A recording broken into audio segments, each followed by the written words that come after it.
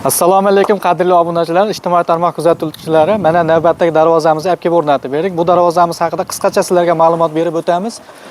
Ma'lumotimizdan oldin albatta like tugmachasini bosib, kommentariyada o'z fikrlaringizni qoldirib qo'yasizlar degan umiddamiz. Bu galgi darvozamiz Tojikiston Respublikasi Isfara shahriga app ga o'rnatib berdik. Bu darvozamiz high-tech fasonda 2 qavatli, shumkali bo'ldi. Ko'rishingiz mumkin, nerjavinkalari bilan o'rnatib berdik. Darvozalarimiz eniga 6 metr nalishkalari hisobi bilan balandligi 380 ga bo'ldi.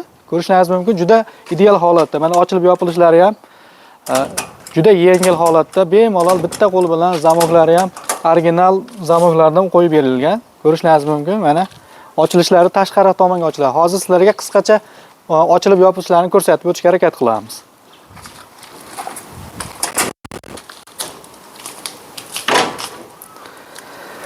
Aziz obunachilar, mana ko'rishingiz mumkin, juda ideal holatda, atves holatida ko'rishingiz mumkin. Ajoyib bo'ldi. Mana ochilishlari ham dakansa holatda. Bu tomonni ham ko'rishingiz mumkin. Qulayliklarimiz mana bu ichki zatorlarimizni qo'yib berganmiz. Bitta qo'lda bemalol ochilib yopishlaringiz mumkin. Orqa tomonlari tekis holatda, skromniy variantda bo'ladi. Yopilishlari ham juda yengil holatda bo'ldi mana.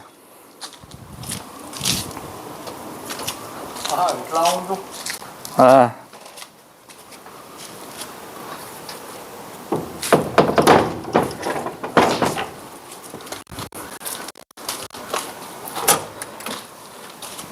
Aziz obunachilar, mana albatta kimgaki shunday darvozalar 1 qavatli, 2 qavatli, high-tech fasondagi skromniy variantdagi darvozalar qiziq bo'lsa, albatta bemalol ekrandagi nomerlarga telefon qilishlaringiz mumkin.